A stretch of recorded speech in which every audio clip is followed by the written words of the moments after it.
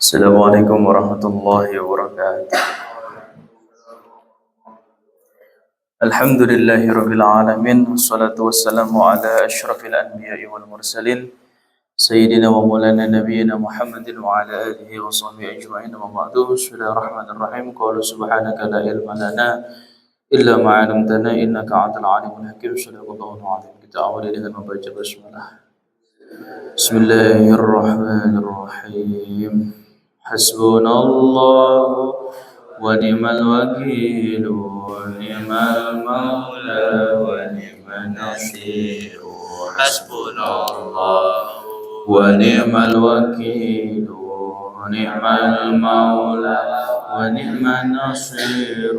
Rabbana fa'na bima 'allamtana rabbi 'alimna الذي ينفعنا رب فاتح وفتح أهلنا وقرابات لنا في ديننا ربنا فانا بما علمتنا رب علمنا الذي ينفعنا رب فاتح وفك أهلنا وقرابات لنا في ديننا آمين آمين آمين آمين آمين آمين آمين آمين آمين آمين آمين آمين رب العالمين. فعل يفعل فعلا ومفعلا فهو فاعل وذاك مفعول تفعل مفعل مفعل مفعلون نشر فهو ناسر وذاك منصور لا تنصر منصار منصار منصار لا يمد مادا وممدا فهو مادون وذاك ممدود مدلة مد ممد ممد ممدون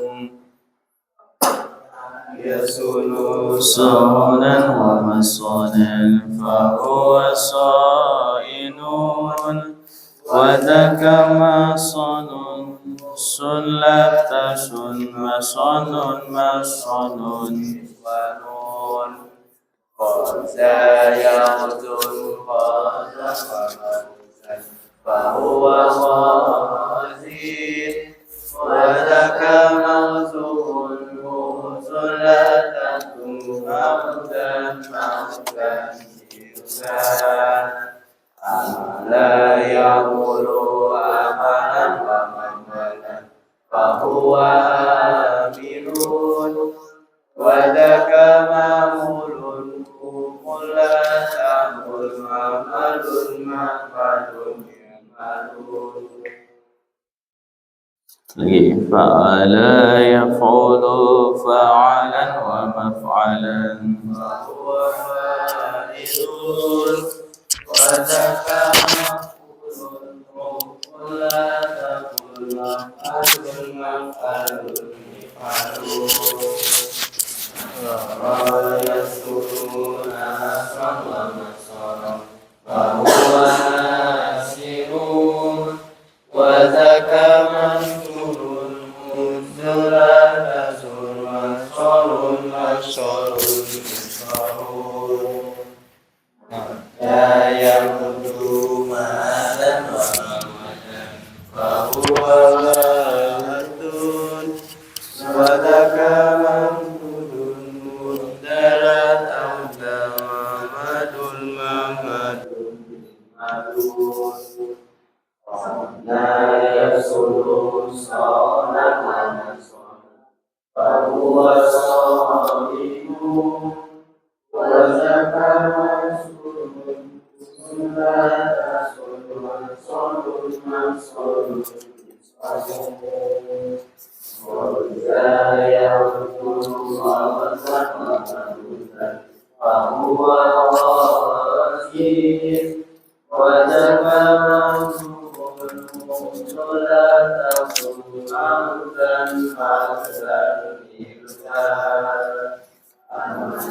يمل أملا ومأملا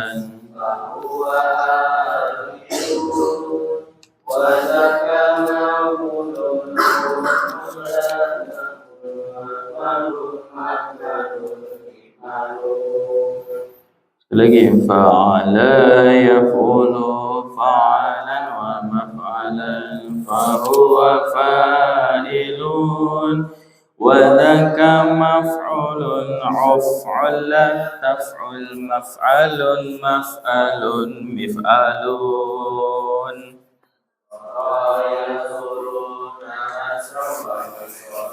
fahuwa nasirun wa dhaka mansurun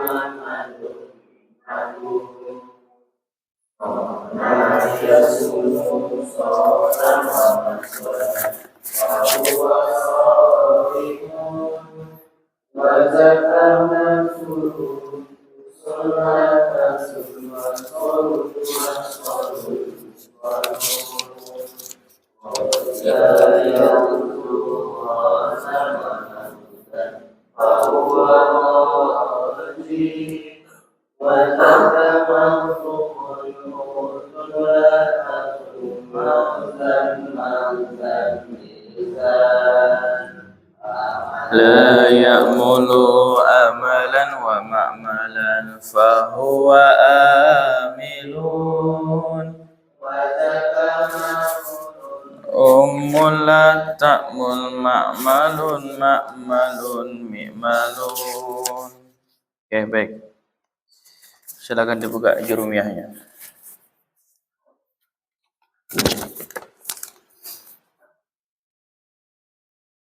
Ya, ini saya minta sekali hari Rabu ini diserusin jurumiyahnya, ya.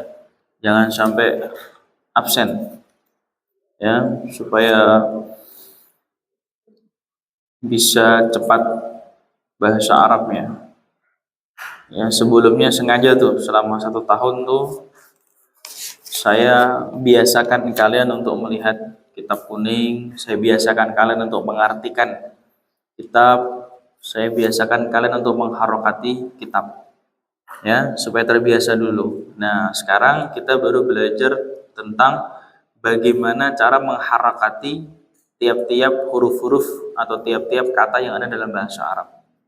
Nah, pelajaran untuk mengharokati itu ada di dalam ilmu nahwu, ya, dalam ilmu nahwu.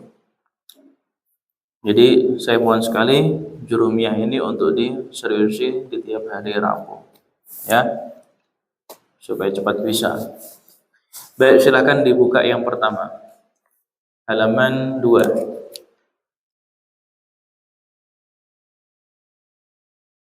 Bismillahirrahmanirrahim. Al-kalamu huwal lafdul murakkabul mufidu bil wad'i wa aqsamuhu salasatun ismun wa fi'lun wa harfun ja'a li ma'nan.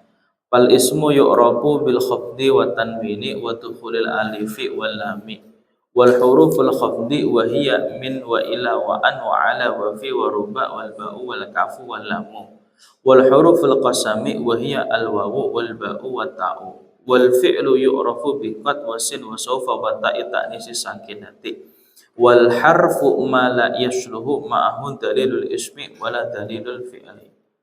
Al kalamu, kalam. Bismillahirrahmanirrahim. Qala al-musannif rahimahullahu ta'ala wa nafa'ana bihi wa bi ulumihi fid dharain. Amin. Al kalamu, kalam Kalam di sini adalah yakni anal kalama indan nahwiyin huwa al-lafdu ila akhirih. Fal-lafdu huwa as-sautul mushtamilu 'ala al-ba'dil hurufi hijaiyati ka zaidin. Fa innahu sautun istamala 'ala zai wal ya'u wad dal.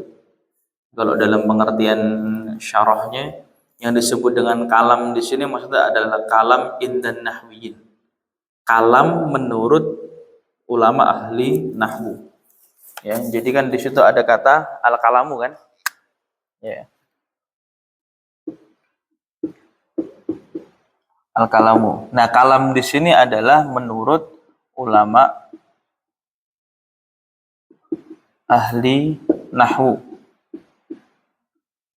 Ya, jadi kalamnya itu bukan sekedar perbincangan, pembicaraan, dialog, bukan. Tapi yang dimaksud dengan kalam di situ adalah sebuah struktur kalimat, struktur kata. Ya, jadi yang disebut dengan kalam di situ adalah maksudnya kalam inda nahwiyin menurut para ulama ahli nahwu, yaitu sebuah struktur kata atau struktur kalimat. Ya, yang disebut dengan kalam di situ. Jadi bukan hanya sebatas pembicaraan, bukan hanya sebatas kata-kata, tetapi lebih kepada struktur sebuah kalimat. Ya, kalau kita dalam bahasa Indonesia, kalimat itu kan pasti punya struktur, yaitu ada subjek, predikat, objek, keterangan. Ya, pun begitu dalam bahasa-bahasa yang lainnya termasuk bahasa Arab. Sehingga yang disebut dengan kalam di situ kalau kita lihat dalam syarahnya adalah annal kalama indan nahwiyin huwa al-lafdu ila akhirih, yaitu lafat sampai kemudian akhirnya. Maksudnya adalah struktur kalimat. Al-kalamu, kalam, huwa lafdu adalah lafat. Huwa lafdu adalah lafat. Yang disebut dengan kalam adalah huwa lafdu adalah lafat. Al-murakkabu yang disusun. Ya, al-murakkabu yang disusun, al-mufidu yang berfaedah, bil wad'i secara sengaja.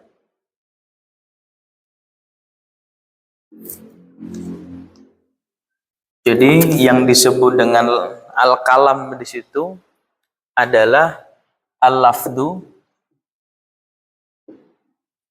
Yang pertama adalah apa? Lafat. Lafat ini di situ pengertiannya 3 tuh. Penjelasannya 3. 1 al-murakkabu, al-mufidu, bil wad'i. Ya. Jadi yang disebut dengan kalam adalah 1, yang namanya kalam itu adalah lafat. Lafat itu tahu ya, lafat. Fal-lafdu yang disebut dengan lafat di sini adalah fal-lafdu huwa sautul mustamilu ala ba'dil hurufi al-hijaiyati ka zaidin. Fa innahu sautun mustamilun ala zai wal ya'i wad dali. Fa illam yashtamil ala ba'dil hurufi ka sauti qabli fala yusammal lafdu. Artinya gini, yang disebut dengan lafat di sini adalah as-sautu, apa tadi pengertian itu? As-sautu mustamilun ala ba'dil hurufi, yaitu suara yang dalam suara itu mengandung beberapa huruf. Seperti misalkan kata ini, zaidun. Zaidun. Kata zaidun itu kan terdiri dari 3 kata. Pertama kata zai, kemudian ya, kemudian dal. Ya. Jadi yang namanya lafat ini adalah susunan dari huruf-huruf. Ya, itu yang disebut dengan lafat. Ya, susunan dari huruf-huruf. Sehingga ketika kita baca lafat itu, maka kemudian ada as-saut, ada suaranya. Ya, maka di sini dikatakan fal lafdhu huwa sautu mustamilun ala al-ba'di hurufil hijaiyah ka zaidin fa innahu sautu mustamilun ala zai wal ya wa dal. Seperti itu. Ya. Nah, jadi yang disebut dengan kalam adalah lafaz. Ya, lafadz itu maksudnya adalah huruf yang disusun menjadi kata. Yang disebut dengan lafadz. Jadi huruf-huruf kemudian disusun jadi satu, ya, kemudian terbentuk kata. Nah, kata itu termasuk bagian daripada lafadz atau disebut dengan lafadz. Ya. Misalkan huruf hijaiyah kan dari alif sampai iya itu kan banyak. Nah, kemudian huruf hijaiyah itu dirangkai. Misalkan kata zai, ya, dal dirangkai jadi satu menjadi zaid. Maka zaid itu menjadi lafadz. Kalau za, ya, dal itu dipisah, itu bukan lafadz tapi huruf. Ya, jadi lafadz itu adalah huruf-huruf yang disusun. Ya, lafadz adalah huruf-huruf yang disusun. Huruf-huruf hijaiyah maksudnya yang disusun kemudian membentuk sebuah lafadz. Nah, yang disebut dengan al-kalamu adalah huwal lafdu, adalah lafadz. Tapi lafadz yang seperti apa? Pertama al-murakkabu, lafadz yang disusun.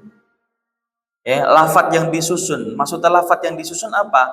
Lafadz yang memang disusun berdasarkan struktur kalimat. Ya, kalau dalam bahasa Indonesia berarti ada SPOK kan? Nah, berarti yang disebut dengan kalam itu bukan hanya sekedar lafadznya saja. Jadi kalau kata Zaidun ini belum bisa disebut sebagai kalam. Kenapa? Karena kata Zaidun ini belum memenuhi kata al-murakabu al-mufidu bilwati. Nah, yang disebut dengan al-murakabu di sini adalah disusun berdasarkan struktur kalimat. Ya, kalau dalam bahasa Indonesia ada SPOK. Ya, subjek, predikat, objek, keterangan. Nah, yang disebut dengan murakabu itu gitu. Jadi sebuah kalam itu disusun berdasarkan struktur kata. Maka kalau dalam bahasa Arab nanti ada yang paling sederhana ada fiil, ada isim, ada huruf, ya. Nah, rangkaian-rangkaian dari ini itu disebut dengan al-kalam tadi itu. Ketika dia itu al-murakkabu disusun berdasarkan struktur kalimatnya. Oke, jadi pengertian pertama yang namanya kalam itu adalah lafadz. Tapi menurut ulama ahli nahwu. Nah, lafadz di situ adalah susunan dari huruf hijaiyah. Nah, tapi yang disebut dengan lafadz itu bisa dikategorikan sebagai sebuah kalam atau struktur kalimat ketika dia memenuhi unsur yang pertama, yaitu al-murakkabu disusun. Ya, pengertian al-murakkabu dalam jurumiyah ini berarti apa? Berarti lafadz tersebut disusun berdasarkan strukturnya atau berdasarkan gramatikalnya. Mana yang menjadi subjek, mana yang menjadi objek, mana yang menjadi predikat, mana yang menjadi keterangan, dan seterusnya dan seterusnya. Oke, bisa difahami sampai sini? Oke. Nah, yang kedua adalah al-mufidu. Mufidu itu berarti yang berfaedah. Sebuah kata disusun menjadi kalimat, kalau dia nggak berfaedah itu bukan kalam namanya. Ya, contohnya apa misalnya?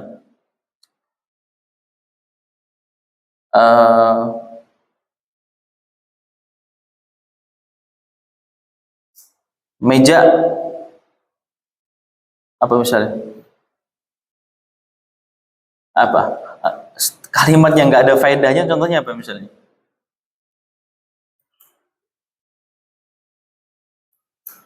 Apa? Kalimat yang nggak ada faedahnya. Apa? Meja itu bla bla bla bla, bla bla blanya nggak diterangin apa. Cuman meja itu bla bla bla bla gitu. Itu kan nggak ada faedahnya tuh. Ya, sebab tidak bisa dimengerti. Nah, oleh karena itu yang disebut dengan al-mufidu di sini adalah dia berfaedah. Berfaedah itu maksudnya bisa dipahami. Dalam kurung bisa dipahami. Ya.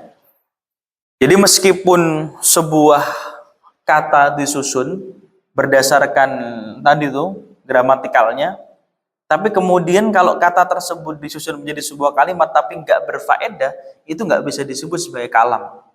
Sehingga syarat kalam yang kedua adalah dia berfaedah. Berfaedah itu maksudnya dipahami, bisa dimengerti sama orang. Nah, biasanya orang-orang apa yang kalau ngomong susah dimengerti? Orang gila kan? Nah, orang gila tuh kalau ngomong susah dimengerti. Meskipun yang keluar dari mulutnya adalah lafadz, kan itu kan? Kosakata kan yang keluar kan, lafadz semua yang keluar itu. Tapi sulit dimengerti apa yang keluar dari orang gila tersebut. Nah, itu yang disebut dengan al-mufid. Itu bisa dipahami atau memberikan faedah. Dan yang ketiga adalah bil wad'i, secara sengaja. Secara sengaja ini memberikan ihtirazan, memberikan pengecualian bahwa kalau ada orang yang mengucapkan sebuah kalam tapi dia tidak sengaja, misalkan karena ngigo atau orang gila tadi, itu tidak termasuk bagian daripada kalam.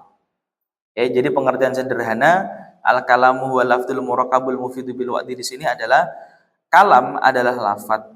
Lafadznya disusun. Kalimat disusun di situ bermakna disusun berdasarkan ya gramatikal atau struktur, ya. Al-mufidu yang memberikan faedah, artinya bisa dipahami bil wa'di secara sengaja. Oke, itu pertama. Wa aqsamuhu salah satun ismun wa fi'lun wa harfun ja'a li makna. Wa aqsamuhu dan pembagian kalam. Wa aqsamuhu dan pembagian kalam. Salah satun ada 3. Nah, yang namanya kalam tadi yang merupakan lafad yang disusun punya faedah bisa dipahami secara sengaja. Aqsamuhu salah satun, yang namanya kalam itu dibagi menjadi 3, ya. Wa aqsamuhu dan pembagian kalam salah satun ada 3. Ismun wa fi'lun wa harfun ja'a li makna. Ismun kata benda, wa fi'lun kata kerja, wa harfun huruf, ja'a yang mendatangkan li makna pada sebuah makna, ya. Nah, jadi di sini makna-makna. Jadi di sini bisa kita dapati bahwa yang namanya kalam tadi nih, ya, yang al-murakkabul mufidu bil wati itu dibagi menjadi 3. 1 ismun kata benda, fi'lun kata kerja, kemudian harfun huruf. Ya. Jadi struktur daripada sebuah kalam itu ada 3. Ada isim kata benda, ada fiil kata kerja, ada huruf. Ya. Nah, jadi strukturnya sangat sederhana sekali. Yang penting ada kata benda, ada kata kerja ataupun huruf. Ja'a li makna, yang mendatangkan makna. Jadi misalkan kamu merangkai sebuah kalimat, yang kalimat itu dikatakan sebagai kalimat yang sempurna kalau mengandung 3 unsur tadi itu, isim, fiil ataupun huruf, ya. Yang meskipun nanti dalam pembahasannya lebih jauh ada nanti kalimat ismiyah, ada kalimat fi'liyah, ya, jumlatul ismiyah dan jumlatul fi'liyah. Tapi sederhananya yang namanya kalimat itu ya tersusun dari kata benda, kata kerja maupun huruf. Itu baru dikatakan mendatangkan makna tuh. Oke. Nah, bagaimana kita mengetahui sesuatu itu dikatakan isim, kata benda, atau fiil, kata kerja, atau huruf? Bagaimana cara mengetahuinya? Maka cara mengetahuinya ada ciri-cirinya. Nah, tapi sebelum kita membahas ciri-cirinya, nah, yang disebut dengan isim itu apa? Yang disebut dengan isim, iya, kata benda. Tapi apa yang disebut dengan kata benda? Yang disebut dengan kata benda adalah lafadz yang memiliki arti dan tidak bersamaan dengan salah satu zaman yang 3. Al-maudhi, al-hal, wal istiqbal. Ya, maksudnya adalah gini. Yang namanya isim itu adalah lafadz yang punya arti. Itu 1. Oke. Yang namanya isim kata benda, dia adalah lafadz yang memiliki arti. Ya, itu paling utama tuh, lafadz yang memiliki arti. Ya, itu namanya kata benda. Jadi kalau saya ngomong bla bla bla bla, itu bukan kata benda. Kenapa? Karena nggak punya arti. Ya. Jadi yang disebut dengan isim kata benda adalah yang pertama dia memiliki arti. Yang kedua, tidak bersamaan dengan salah satu zaman yang 3. Ya, tidak bersamaan dengan salah satu zaman yang 3. Zaman yang 3 itu maksudnya apa? Zaman itu keterangan waktu. Ya, tidak bersamaan dengan zaman yang 3 atau tidak bersamaan dengan keterangan waktu. Ya, keterangan waktu itu ada 3. Yang pertama al-madhi, yang telah lampau, wal hal, sekarang, wal istiqbal, dan yang akan datang. Jadi yang namanya isim pertama, lafadz yang memiliki arti. Yang kedua, tidak bersamaan dengan salah satu zaman yang 3. Ya, zaman yang 3 itu maksudnya adalah waktu. Waktu yang 3. Waktu yang 3 itu apa? Waktu lampau, madhi, waktu sekarang al-hal, dan waktu yang akan datang al-istiqbal. Ya. Jadi yang namanya isim, ya. Yang pertama apa tadi? Lafadz, ya, yang punya arti. Kemudian yang kedua, tidak bersamaan dengan zaman atau waktu yang 3. Waktu yang 3 itu adalah lampau, madhi,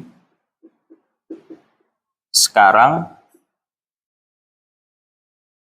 hal, dan yang akan datang. Istiqbal. Oke. Tuh. Ismun wa fi'lun wa harfun ja'a lima'na. Nah, yang namanya isim itu 2 itu pengertiannya. Satu, lafadz yang punya arti. Jadi namanya kata benda itu lafadznya punya arti. Yang kedua, tidak bersamaan dengan zaman. Artinya yang namanya isim itu nggak punya keterangan waktu. Misalnya kata benda, madrasatun, sekolah. Ya sekolah, ya sekolah. Nggak ada sekolah dulu, sekolah sekarang, sekolah yang akan datang. Tidak ada. Karena yang namanya kata benda itu tidak punya keterangan waktu. Kata benda ya kata benda saja. Gitu. Sehingga tidak bisa dikatakan sekolah lampau, sekolah sekarang, sekolah yang akan datang, nggak bisa. Sebab yang namanya kata benda, dia tidak bersamaan dengan salah satu dari zaman yang 3. Al-madhi, al-hal, wal istiqbal. Seperti itu. Itu yang disebut dengan isim. Oke. Kemudian yang kedua adalah wa fi'lun. Fi'il. Fi'il itu apa? Kata kerja. Tapi apa pengertiannya daripada kata kerja di situ maksudnya? Yang dimaksud dengan kata kerja atau fi'il adalah satu, lafadz yang memiliki arti. Ya, lagi-lagi yang namanya isim ataupun fi'il itu pasti lafadz yang punya arti. Ya, sebab kalau nggak punya arti, ya nggak bisa dikatakan sebagai kata benda ataupun kata kerja. Ya, lafadz yang memiliki arti. Kemudian yang kedua, bersamaan dengan salah satu zaman yang 3. Kalau isim itu tidak bersamaan dengan salah satu zaman yang 3, tapi kalau fi'il itu bersamaan dengan salah satu zaman yang 3. Ya, zaman yang 3 itu berarti apa ya? Al-madhi, kemudian al-hal, wal istiqbal. Ya. Jadi kebalikannya dari isim. Ya.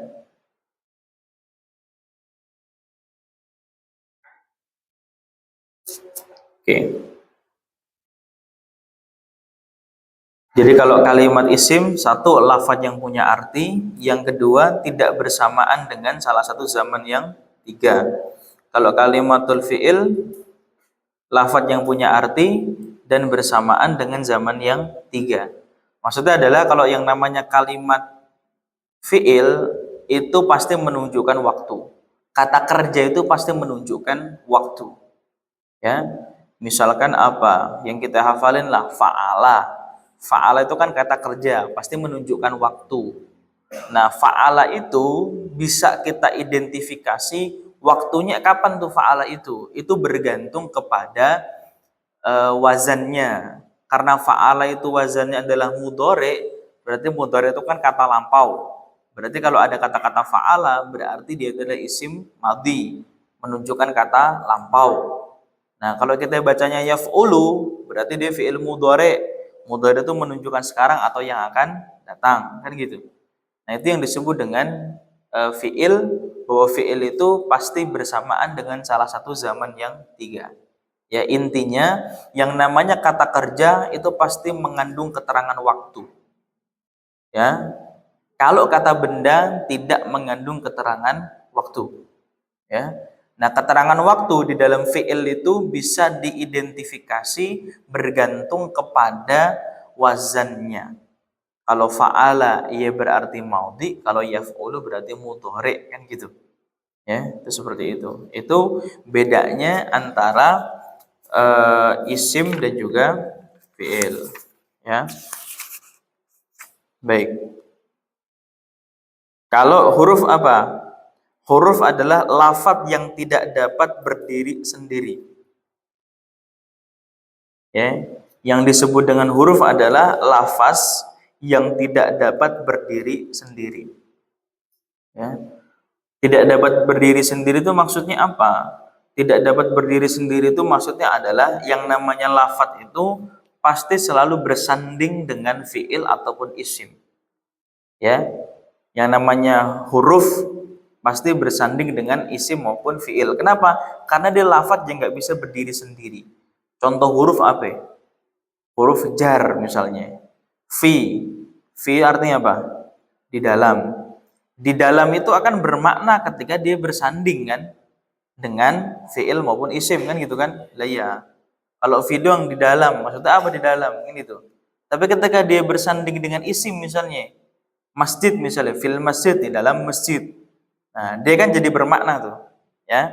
Sehingga yang disebut dengan huruf adalah lafadz yang tidak dapat berdiri sendiri. Arti tidak dapat berdiri sendiri adalah yang namanya huruf itu pasti bersanding dengan yang namanya fiil ataupun isim. Ya, kayak tadi tuh huruf jar di antaranya apa? Fi misalnya. Fi artinya apa? Di dalam.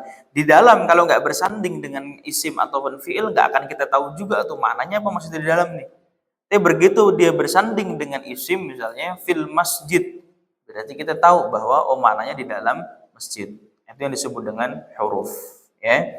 Jadi isim adalah lafadz yang memiliki arti dan tidak bersamaan dengan zaman yang tiga. Maudhi, hal, atau istiqbal. Kalau fi'il, lafadz yang memiliki arti dan bersamaan dengan zaman yang tiga. Maudhi, hal, dan istiqbal. Kalau huruf adalah lafadz yang tidak dapat berdiri sendiri. Oke, bisa dibedakan ya? Ya. Letak perbedaan utamanya adalah pada zaman. Ya, kalau fiil terikat dengan zaman, terikat dengan waktu, keterangan waktu. Kalau isim tidak terikat dengan keterangan waktu. Gampangnya begitu aja. Ya, pokoknya setiap isim itu nggak terikat dengan keterangan waktu, tapi kalau yang namanya fiil pasti terikat dengan keterangan waktu. Ya, seperti itu. Kalau huruf dia adalah lafadz yang tidak dapat berdiri sendiri. Nah, sekarang yang jadi pertanyaannya, bagaimana kita cara mengetahui sesuatu itu disebut dengan isim, sesuatu itu disebut dengan fiil dan juga huruf. Itu gimana cara mengetahuinya? Kalau tadi kan kita sudah tahu tuh, yang namanya kalam itu adalah lafadz yang disusun, yang punya faedah dan secara sengaja disusunnya. Nah, yang namanya kalam kan terdiri dari tiga unsur. Ada unsur isim, kata benda, ada unsur fiil, kata kerja, ada unsur huruf. Yang namanya isim itu adalah lafadz yang punya arti dan tidak bersamaan dengan zaman yang tiga. Kalau fiil itu lafadz yang punya arti dan bersamaan dengan zaman yang tiga. Kalau huruf lafadz yang tidak bisa berdiri sendiri. Nah, lalu yang jadi pertanyaannya, bagaimana cara kita membedakan mana yang disebut dengan isim kata benda, mana yang disebut dengan fiil kata kerja, dan seterusnya. Maka di sini dijelaskan dalam kalimat ini. Fal ismu yu'rafu bil khafdi wa tanwini wa dukhulil alifi wal lami. Wa huruful khafdi wa hiya min wa ila wa an wa ala wa fi wa ruba wal ba'u wal kafu wal lamu wal huruful qasami wa hiya al wawu wal ba'u wa ta'u. Fal ismu maka isim, fal ismu maka isim, ya, fal ismu maka isim atau kata benda, ya. Diingat betul tuh ya, isim kata benda, fiil kata kerja. Fal ismu maka kata benda atau isim yu'rafu dapat diketahui Ya, yu'rafu dapat diketahui bil khafdi. Ya.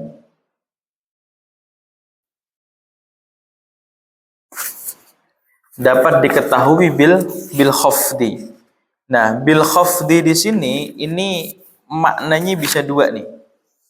Satu bisa dibaca jer. Jer itu berapa ya? Kasroh.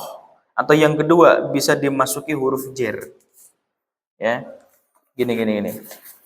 Kalimat bil khafdi di sini maknanya bisa dua. Yang namanya isim itu punya ciri. Ya, cirinya ada yang pertama apa? Yu'rafu bil khafdi. Ada kalimat bil khafdi. Ya. Nah, kalimat bil khafdi ini maknanya bisa dua.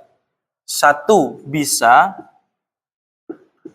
dibaca jer dalam kurung kasroh, atau yang kedua bisa dimasuki huruf jer. Huruf jer itu apa? Huruf yang apabila terletak di depan sebuah isim atau kata benda, maka isim tersebut dibaca kasroh. Oke. Jadi makna bil khafdi di situ bisa dua. Satu, bisa dibaca jer atau kasroh, yang namanya isim itu dibacanya kasroh. Ya. Atau yang kedua bisa dimasuki dengan huruf jer. Huruf yang apabila berada di depan sebuah kata benda atau isim, maka isim tersebut dibaca menjadi kasroh. Contohnya misalnya, pertama bisa dibaca jer, kasroh. Misalnya kata kitabu ustadi. Kitabu al-ustadi. Ya. Kitabul ustadi. Nah, kalimat ustadi ini secara gampang kita bisa ketahui bahwa dia itu kategorinya isim, fi'il, atau huruf gampang. Apa ciri yang paling utamanya? Dia bisa dibaca kasroh. Karena dia bisa dibaca kasroh, maka sudah pasti dia ini kategorinya adalah isim. Ya. Jadi cara paling simpel mengetahui sebuah kata itu kata benda atau bukan adalah lihat aja harokat akhirnya. Kalau dia berharokatnya kasroh, pasti itu isim. Karena yang namanya fi'il nggak mungkin berharokat kasroh. Ya. Jadi yang dimaksud dengan bil khafdi bisa dibaca jer atau kasroh itu adalah nih. Ya. Kalau kamu melihat ada sebuah kata dalam bahasa Arab, kok harokat akhirnya itu kasroh, itu pasti isim. Paling simpel begitu. Ya, karena hanya isim kata yang bisa dibaca kasroh. Selain isim nggak bisa. Ya, simpelnya begitu. Misalnya kamu baca apalah di dalam kitab misalnya kemarin tuh. Ya, tiba-tiba nemu lah harokat akhirnya itu kasroh. Maka berarti dia isim. Contohnya apa misalkan dalam kitab? Misalnya dalam takrib, al-miyahul lati yajuzu biha tadhiru sab'u miyahin. Sab'u miyahin. Kan ada kata-kata itu kan? Al-miyahul lati yajuzu biha tadhiru sab'u miyahin. Sab'u miyahin. Nah, karena ini dibacanya bisa dibaca kasroh, ya, maka pasti kalimat miyahin ini kategorinya adalah isim. Kenapa? Karena harokatnya kasroh. Kasroh itu termasuk kasroh biasa dan kasroh tanwin ya. Ya. Termasuk ini, mau kasroh biasa, mau kasroh tanwin, selama dia adalah kasroh, maka dia pasti kategorinya sebagai sebuah isim. Ya, sekali lagi saya ulang. Kalau kamu menemukan sebuah kata dalam bahasa Arab, kok harokat akhirnya itu adalah kasroh, berarti dia adalah isim, kata benda. Sebab yang namanya kata kerja nggak mungkin bisa harokatnya kasroh. Ya, jadi kalau kamu nemuin kata apapun lah, harokat akhirnya kok kasroh, itu pasti di kata benda. Itu ciri yang paling utama tuh, yu'rafu bil khafdi, bisa dibaca jer atau kasroh. Contoh lagi misalnya apa? Sabu umiyahin ma'u sama'i. Nah, ma'u as-sama'i. Nah, as-sama'i harokatnya apa? Kasroh kan? Udah pasti, ini pasti kata benda. Pasti isim. Nggak mungkin nggak. Kenapa? Karena harokatnya kasroh. Itu ciri yang paling utama, ciri yang paling simpel. Pokoknya kalau kamu menemukan lafadz dalam bahasa Arab, kok tiba-tiba lafadz akhirnya, bukan lafadz depannya, tapi lafadz akhirnya. Ya, ini kan dua nih, ma'u as-sama'i. Ya, kok lafadz akhirnya, harokat akhirnya itu adalah kasroh, maka pasti dia itu isim. Ya, bisa difahami? Jadi kalau menemukan sebuah kata dalam bahasa Arab, kok harokat akhirnya itu kasroh, berarti dia adalah isim. Atau yang kedua, kalimat bil khafdi bisa juga bermakna bisa dimasuki dengan huruf jer. Huruf jer atau huruf khafat. Yaitu huruf yang apabila terletak di depan sebuah isim, maka isim tersebut bisa dibaca kasroh. Atau wajib dibaca kasroh. Nah, yang disebut dengan huruf jer ini apa? Huruf jer atau huruf khafat. Oke. Huruf jar atau huruf khafat itu apa? Ini pengertiannya. Huruf yang apabila terletak di depan sebuah isim, kata benda, maka isim tersebut dibaca kasroh. Nah, terus huruf jar itu apa saja? Nah, di sini pengertian lanjutannya itu. Wa huruful khafdi wa hiya min wa ila wa an wa ala wa fi wa ruba wal ba'u wal kafu wal lamu. Huruf khafat itu ada pertama min, di situ apa? Min, ila, an, ala, fi, rubba, alba'u, kafu, dan lamu. Wa huruful qasami dan juga huruf qasam. Huruf qasam itu huruf yang digunakan untuk sumpah. Apa? Al-wawu, wal ba'u, wa ta'u. Sumpah misalnya, wallah, demi Allah. Nah, itu wawunya wawu qasam tuh. Wal fajr, demi waktu fajar. Watin, demi buah tin. Nah, wawunya itu adalah wawu sumpah atau wawu qasam. Nah, itu kalau terletak di depan sebuah kata, maka kata selanjutnya pasti berharokat kasroh. Ya, watini atau watina atau watinu. Watini kan? Lah iya. Kenapa? Karena wawunya wawu qasam. Nah, pasti dibacanya watini. Kok ada orang baca watinu wazaitun? Nah, itu salah. Karena wawunya adalah wawu qasam. Ya. Beda lagi kalau misalkan wawu depannya tuh wawu istinafiyah, misalnya nanti kita belajar tuh. Wawu istinafiyah misalnya. Misalnya apa? Wal kalamu misalnya. Wal kalamu loh, kok dibacanya wal kalamu bukan wal kalami? Iya, karena wawunya bukan wawu qasam, tapi wawu istinafiyah misalnya. Tapi itu nantilah pelajaran nanti. Tapi intinya kalau ada sebuah huruf qasam, kok dia ada di depan sebuah kata, maka kata tersebut dibacanya kasroh. Ya, jadi huruf qasam itu apa saja?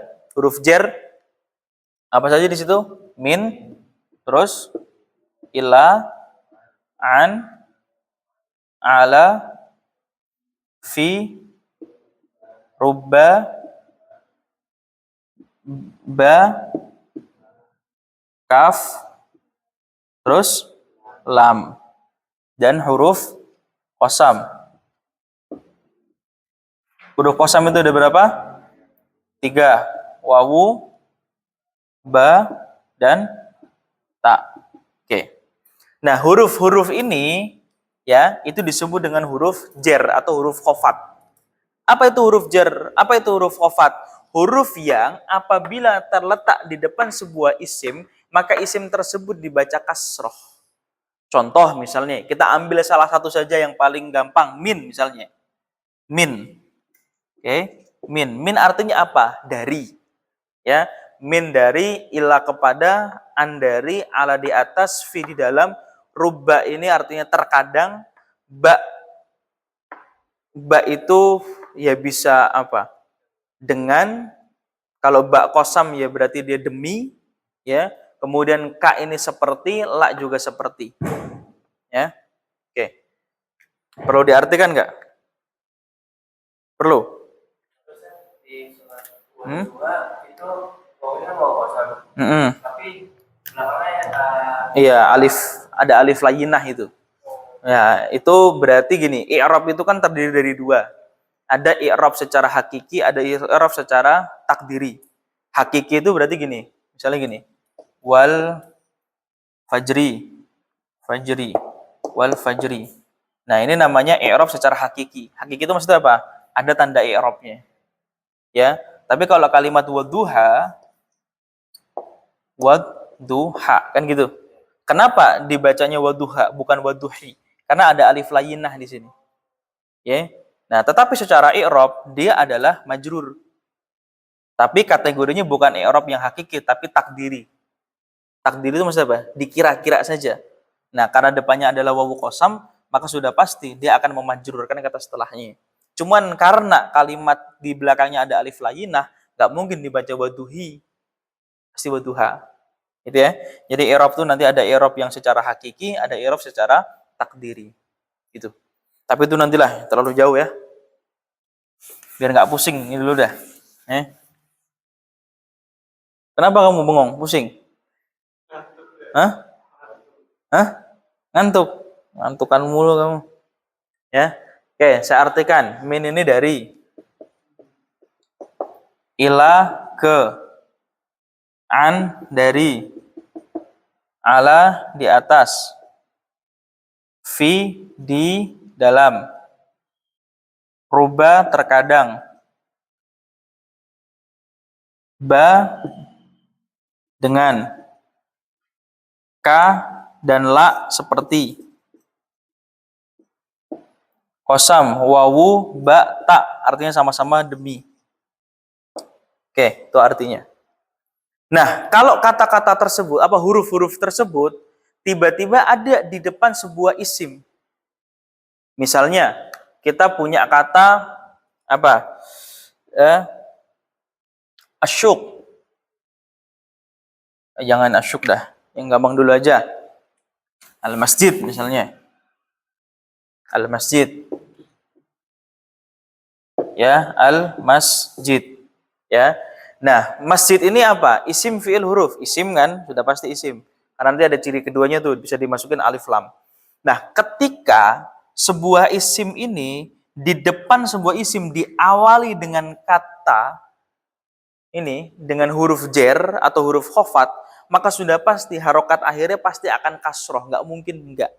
Sehingga dibacanya minal masjidi. Nggak mungkin minal masjidu, minal masjidah. Ini salah.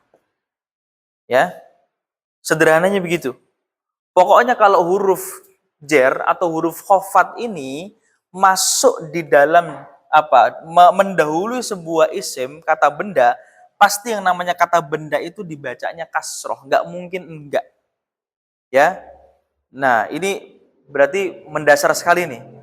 Selama kamu hafal huruf-huruf khofat ini, maka setidaknya kamu bisa memberikan harokat yang paling simpel. Ya, misalkan nggak ada harokatnya nih misalnya. Misalkan anil masjidil al-haram misalnya. Ya, anil masjidil haram. Nah, ini kan nggak ada harokatnya nih. Sehingga kan nggak bisa dibaca nih. Maka perlu diharokati. Nah, dari sini ketika kamu hafal yang namanya huruf jar atau khofat ini, setidaknya kamu bisa mengharokati salah satu dari hal ini. Ya. Nah, an. Ini harok apa tuh? Enggak dari atas itu. Hah? Dari atas kan tadi? Iya kan? Oke. Misalnya gini, ya. Nah ini kan nggak ada harokatnya, sehingga nggak bisa dibaca. Tapi kamu bisa ngarokatin kata ini depan. Ya, apa harokatnya? Ya pasti an, karena udah sesuai daripada hurufnya, dari kamusnya begitu. Nggak mungkin kamu bacain, nggak mungkin kamu baca un, pasti an. Nah, kata yang kedua, oh an ini termasuknya apa? Oh dia termasuk daripada huruf jar atau huruf khofat. Khofat itu apa? Huruf yang apabila terletak di depan sebuah isim atau kata benda, maka isim tersebut dibaca kasroh. Ya, maka dibacanya pasti kasroh. Sehingga kata an ini pasti memberikan kasroh kata selanjutnya. Sehingga dibacanya di masjidi. Ya, seperti itu. Jadi mudah sekali itu untuk memberikan harokat itu. Selama kamu hafal huruf-hurufnya ini, maka kalau huruf itu berada di sebuah kata benda, di depannya kata benda, maka kata benda tersebut pasti diberikan harokat kasroh. Contohnya apa? Lagi. Dalam takrib misalnya, al-miyahul lati yajuzu biha tadhiru sabu miyahi ma'usama'i wa ma'ul bahri wa mula'in wa musalji wa mul barudi thumal miyah wala arba'ati. Ada kata-kata summa al-miyahu ala arba'ati. Summa miyahu ala. Oke. Kalimat ini ala arbaati, ini kalau kamu hafal huruf jar atau huruf khofat, kamu pasti bisa mengharokati ini. Ya, dibacanya arbaatu, arbaata atau arbaati. Nah, kamu bisa menentukan harokat akhirnya dengan apa? Kamu mengetahui depannya nih. Oh, ala ini termasuk apa? Oh, dia termasuk huruf. Huruf apa? Oh, ternyata ala termasuk huruf khofat. Yang artinya di atas. Ya. Oke, berarti kalimat ala ini memberikan harokat isim setelahnya menjadi kasroh. Sehingga dibacanya ala arbaati. Nggak mungkin ala arbaata ataupun ala arbaatu. Ya, jadi simpel tuh. Jadi dari sini saja kamu secara tidak langsung sudah bisa memberikan harokat akhir dari sebuah kata dalam bahasa Arab. Ya, dengan cara apa? Dengan cara kamu ngafal ini nih, huruf khofat, huruf jar ini. Ya, sebab apa? Yang namanya huruf khofat, huruf jar itu ketika dia masuk di depan sebuah isim, maka isim tersebut pasti harokatnya kasroh. Ya, pasti harokatnya kasroh. Seperti itu. Bisa dipahami sampai sini? Ini masih simpel sekali nih ya, masih dasar. Karena masih muqaddimah itu. Ya. Gitu ya. Oke. Berarti yang namanya isim itu tadi apa? Isim adalah lafadz yang memiliki arti dan tidak bersamaan dengan zaman yang tiga. Nah, kemudian yang namanya isim itu punya ciri-ciri. Ciri yang pertama apa?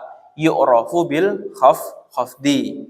Yu'raful bil khafdi itu maknanya bisa dua. Yang pertama apa? Bisa dibaca jer atau kasroh. Ya, jadi kalau kamu menemukan kata dalam bahasa Arab, kok tiba-tiba kata tersebut harokat akhirnya kasroh, itu pasti isim. Ya, kecurigaan kita pertama pada kata itu, oh pasti dia isim.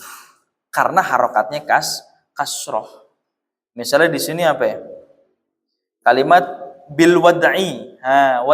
Wad'i harokat akhirnya apa? Kasroh kan? Nah, udah pasti dia isim. Nah, langsung kita pasang kecurigaan tuh, sudah pasti dia isim. Kenapa harokatnya kasroh? Atau di halaman 3-nya tuh, babul i'robi. Nah, i'robi, harokat akhirnya apa? Kasroh. Maka kecurigaan kita itu adalah isim. Oh deh, gampang kan? Iya, bil khafdi. Ya, bil khafdi itu maknanya bisa dua. Satu, bisa dibaca jer atau kasroh. Yang kedua, bisa dimasuki huruf jer. Ya, huruf jar itu apa? Tadi itu min, ila, an, ala, firuba, ba, kaf, lam, dan juga huruf qasam.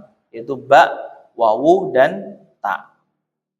Nah, huruf jar itu kalau dia berada di depan sebuah isim atau kata benda, maka kata benda tersebut yang kemasukan huruf jar pasti harokat akhirnya adalah kasroh. Ya, itu. Oke, dipahami dulu sampai situ. Oke, bisa dipahami? Bisa? Ya, berarti kalau gitu tinggal dihafalin tuh huruf khofatnya tuh. Ya. Jadi kalau kamu misalkan baca kitab nih, ya, baca kitab, cari aja dulu huruf-huruf jar. Ya, latihan tuh huruf jarnya mana aja nih yang kalau saya baca kitab nih. Kemudian langsung setelah huruf jar, nah berarti dia adalah isim. Langsung aja harokatin bawahnya kasroh. Kenapa? Karena dia isim. Nah, tinggal gitu aja tuh latihannya tuh ya. Kamu cari aja kitab yang nggak ada harokatnya tuh, ya. Kitab apa lah ya, yang nggak ada harokatnya, yang nanti saya berikan tuh Fathul Qorib, ya. Kamu cari aja tuh Fathul Qorib tuh. Cari aja huruf-huruf jar dalam kitab Fathul Qorib itu. Lalu kemudian lihat setelah huruf jar itu apa? Itu pasti isim. Dan kamu kasih aja harokat kasroh, itu pasti benar. Ya. Nah, sebetulnya cara baca kitab tuh begitu. Yang penting kamu tahu kodenya, yang penting kamu tahu rumusnya, itu pasti yang namanya Arab gundul begini bisa kamu baca. Yang penting tahu rumusnya, tahu kode-kodenya. Hah? Itu seperti itu. Gampang sekali sebetulnya. Ya. Bismi. Kenapa dibaca bismi? Oh, karena ada huruf jar di depannya. Jar itu apa? Ba tadi itu, ya. Bismi. Maka dibacanya bismillah. Bukan bismalah, bukan bismullah. Kan gitu. Ya. Nah, sudah pasti tuh karena harokatnya kasroh, pasti dia isim. Kan gitu. Ya. Jadi latihannya adalah dengan cara tadi tuh. Cari saja dalam kitab-kitab Arab huruf jar tuh mana saja. Dalam Fathul Qorib misalnya, cari aja tuh. Ya, huruf jarnya tuh. Jarnya tuh tadi tuh. Min ilaan ala fi ruba al ba'u wal kafu wal lamu wal huruf qafsam al wawu wal ba'u wa ta'u. Cari aja tuh dalam kitab itu tuh. Lalu kemudian setelah huruf jar itu apa? Itu pasti isim. Dibaca apa harokat akhirnya? Sudah pasti kasroh. Nah, tuh cara latihannya begitu. Ya, artinya sebetulnya baca teks bahasa Arab itu gampang, asalkan tahu rumus-rumusnya. Kan gitu ya. Nah, kalau nggak tahu rumusnya susah bacanya. Tapi kalau sudah tahu rumusnya mah enak saja. Kan gitu. Ya, di antara rumus paling simpel itu tuh. Ketika ada huruf jar di depan sebuah isim kata benda, maka kata benda tersebut pasti harokatnya adalah kasroh. Ya. Oke, bisa dipahami sampai sini? Bisa ya? Oke, kalau bisa lanjut. Apa tuh?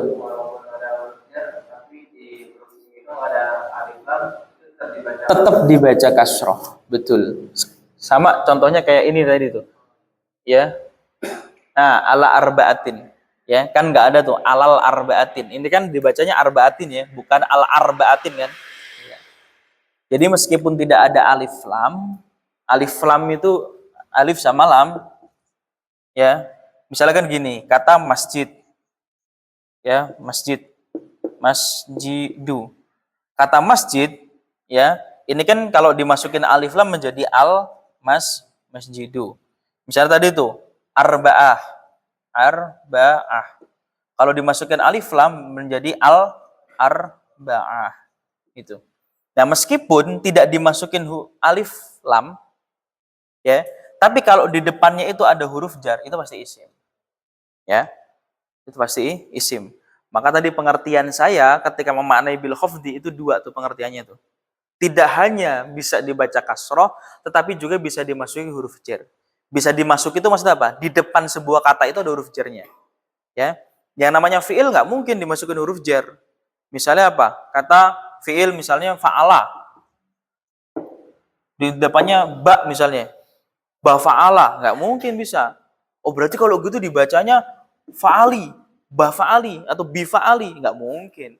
Ini salah secara kata. Nasoro misalnya, ya, ala nasori misalnya, nggak mungkin bisa. Kenapa?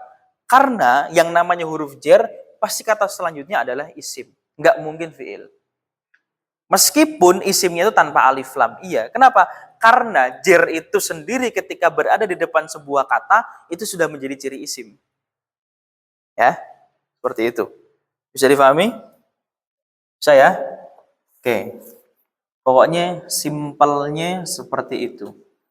Ya, selama ada selama ada huruf jar di depan sebuah kata, maka kata setelahnya itu pasti isim dan pasti harokatnya kasroh. Huruf jar itu apa? Huruf yang apabila berada di depan sebuah isim kata benda, maka isim tersebut dibaca dengan kasroh. Huruf jar itu ada berapa? Tadi itu min, ila, wa an, wa ala, wa fi, wa ruba, wal ba'u, wal kafu, wal lamu. Dan juga huruf qasam, al wawu, wal ba'u, wat ta'u. Ya, itu seperti itu. Oke. Kemudian selanjutnya, fal ismu yu'rafu bil khafdi. Maka isim itu yu'rafu dapat diketahui bil khafdi tadi ya.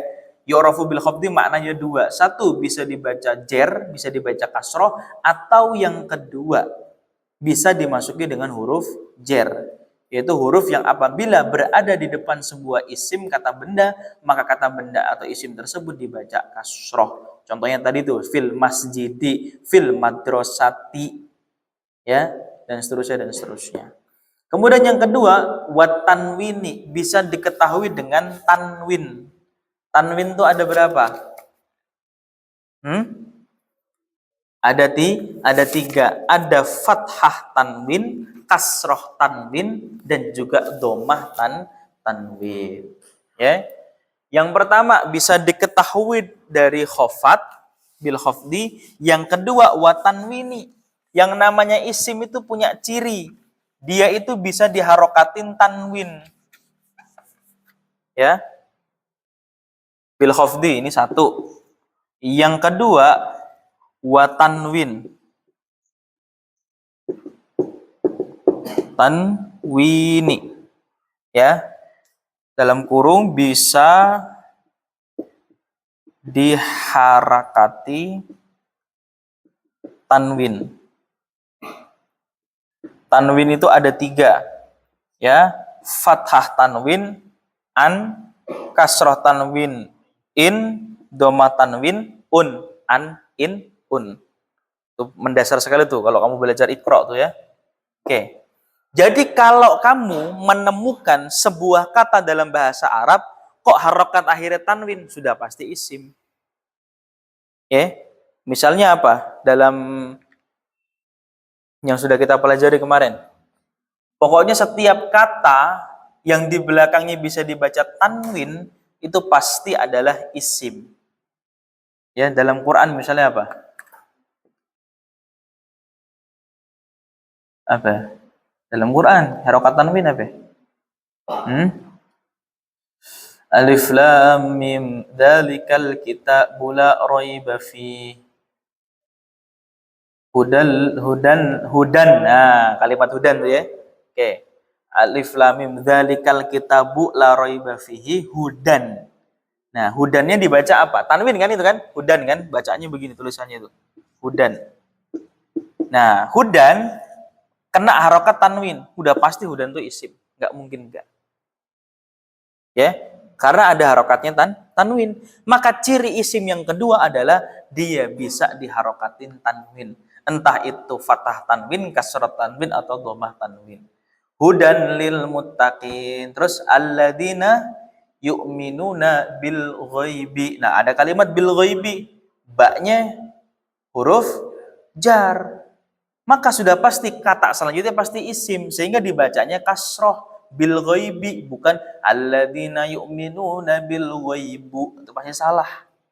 Ya, karena ada huruf jar di depannya itu. Nah, pasti dibacanya bil ghaibi.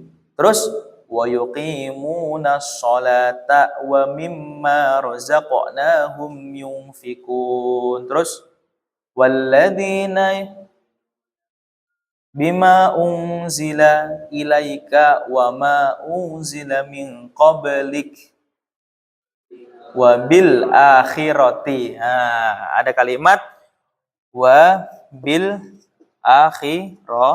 akhirati. Itu mbaknya lagi-lagi tuh huruf jar. Saya kata selanjutnya pasti kata isim. Segampang itu untuk mengidentifikasi isim. Ya. Wa bil akhirati hum yu'minun yuqinun.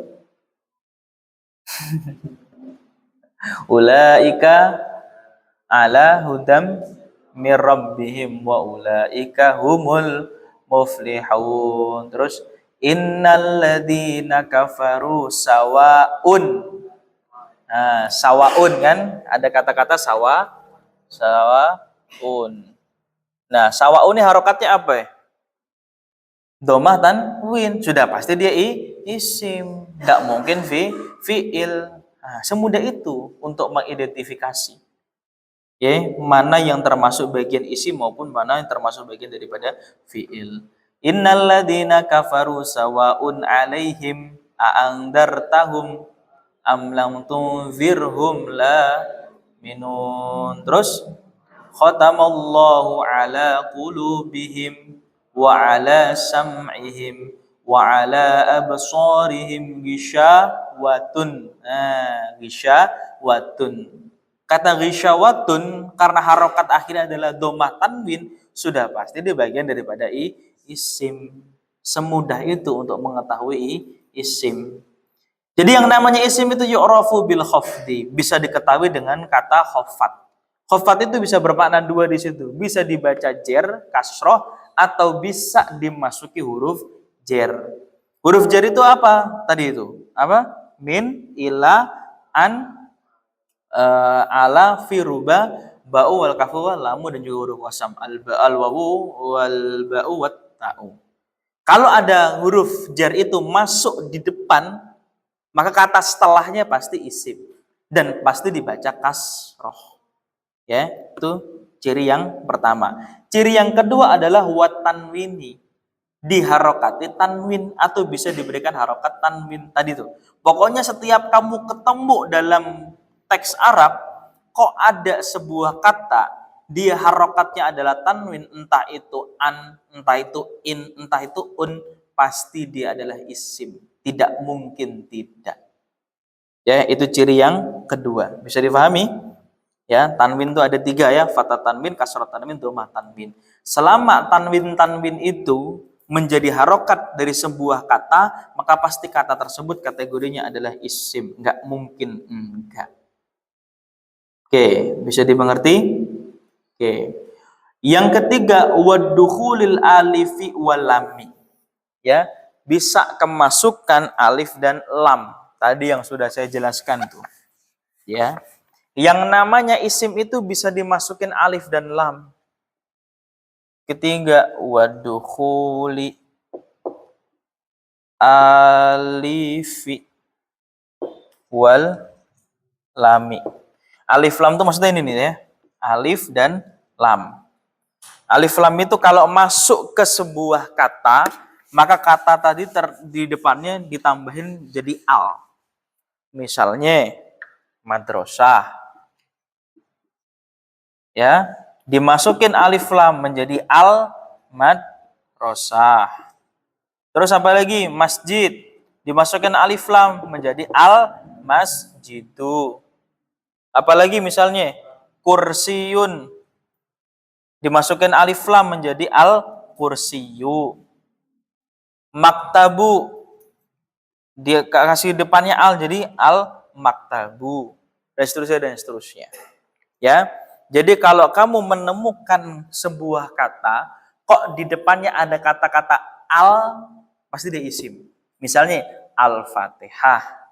Karena depannya ada kata al, maka sudah pasti Fatihah itu adalah isim, kata benda. Al-Baqarah. Ya. Kemudian Al-Maidah, Al-Nisa, ya, Al-A'raf dan seterusnya. Ya, selama di depannya itu ada al, pasti dia bagian daripada isim. Oke, bisa dimengerti? Ya, jadi ciri isim itu ada 3. Yang pertama adalah bil khafdi. Bil khafdi itu maknanya bisa 2. 1 bisa dibaca jer atau kasroh. Yang kedua bisa dimasuki huruf jer. Huruf jar itu apa saja? Tadi itu min, terus min, ila, an, ala, fi, ruba, al, ba'u, wal kafu, wal lamu, dan juga huruf qasam, al wawu, wal ba'u, wat ta'u. Ketika huruf-huruf itu ada di depan, maka pasti kata setelahnya adalah isim dan pasti harokatnya adalah kasro. Ya, itu ciri yang pertama. Ciri yang kedua adalah wat tanwini. Harokatnya adalah tanwin. Kalau kamu menemukan kata dalam bahasa Arab kok harokatnya adalah tan, atau tin atau tun atau an, in, un dan seterusnya pasti dia adalah isim. Kenapa? Karena bisa diharokati dengan dengan tanwin. Dan ciri yang ketiga adalah waddukhuli alifi wal lami, bisa masukkan al. Fa'ala bisa nggak dimasukin al? Misalnya fa'ala ini kan apa? Kata kerja atau fiil. Dimasuki depannya al fa'ala, nggak mungkin bisa. Ya, karena dia bukan bagian daripada isim. Ya, saya nggak mungkin al fa'ala nasoro kasih depannya al nasoro, nggak mungkin. Kalau al nasr bisa. Ya, al nasr bisa ya. Ya, klubnya Ronaldo. Itu kalau itu bisa al nasr. Tapi kalau al nasoro nggak mungkin bisa. Ya, kalau mau bukan al nasoro tapi al nasru. Itu pertolongan. Ya, atau al nasr dibacanya itu al nasru itu baru bisa. Tapi kalau nasoro dibaca al nasoro nggak mungkin. Kenapa? Karena dia bukan isim, dia adalah fiil. Oke, bisa dimengerti? Isim itu apa? Isim apa? Lafadz yang memiliki arti dan tidak bersamaan dengan zaman yang tiga. Zaman yang tiga itu apa saja? Al-madhi, hal, dan istiqbal. Yang namanya fi'il itu apa? Fi'il lafadz yang memiliki arti dan bersamaan dengan zaman yang tiga. Zaman yang tiga itu apa saja? Madhi, hal, dan istiqbal. Yang namanya huruf itu apa? Lafadz yang tidak bisa berdiri sendiri. Oke, yang namanya isim itu punya ciri. Ciri isim itu ada berapa? Ada tiga. Ciri yang pertama apa? Bil khafdi. Bil khafdi itu maknanya bisa dua. Makna yang pertama apa? Bisa diharokati jer atau kasroh. Yang kedua apa? Bisa dimasuki huruf jer. Huruf jer itu apa? Huruf yang apabila berada di depan sebuah isim atau kata benda, maka kata benda atau isim tersebut diharokati kasroh. Huruf jer itu apa saja? Min, terus ila, an, terus ala, fi, rubba, al-ba'u, wal kafu, wal lamu, dan juga huruf qasam. Huruf qasam itu ada berapa? Tiga. Apa saja? Al-wawu, wal ba'u, wat ta'u. Ciri isim yang kedua apa? Tanwin. Bisa diharokati tanwin. Tanwin itu ada apa saja? Fathah tanwin, kasroh tanwin, domah tanwin. Ciri yang ketiga apa? Bisa dimasuki dengan alif lam. Jadi kalau menemukan kata-kata kok depannya al-Fatihah, al-Baqarah, al-Masjidu, ar-Rahmanu, al-Hamidu, al-Wasi'u, ar-Ra'ufu, kalimat al itu menjadi tanda dari sebuah isim atau kata benda. Bisa difahami sampai sini? Bisa? Oke. Gampang kan? Insya Allah ya. Ya, gampang ya? Ya, oke. Yang penting polanya jangan sampai lupa. Oke. Yang penting polanya jangan sampai lupa, ya. Oke. Supaya tidak gumoh, ya segitu dulu saja. Ya. Kalau gumoh nanti nggak keisi itu, ya. Sama kayak dulu anak kecil mau pergi jalan-jalan, ya, naik bis, study tour, sebelum naik bis dikasih sarapan sama emaknya. Makan nasi uduk, makan indomie, makan mendoan, makan bihun, macam-macam. Begitu udah naik bis, mabuk, gumoh. Keluar semua nggak isinya? Keluar. Tuh, sama kayak orang belajar. Belajar sesuatu yang sulit, begitu belajar banyak-banyak. Ya, ngerti mah enggak, tapi gumoh. Ya, sama kayak bocah tadi tuh. Ya, modelnya begitu. Jadi sedikit dulu saja. Ya, yang penting polanya jangan sampai lupa. Polanya begitu. Ya, hafalin huruf jernya, hafalin apa? Ciri yang ketiga ini. Ya, itu ciri-ciri isim. Ya, wallahu a'lam bissawab. Maulaya salli wa sallim دائما أبدا على الحبيبك خير الخلق كلهم هو الحبيب الذي ترجى شفاعته لكل هول من أموال المقتهمين يا ربي بالمصطفى بلغ مقاصدنا واغفر لنا ما مضى يا واسع الكرم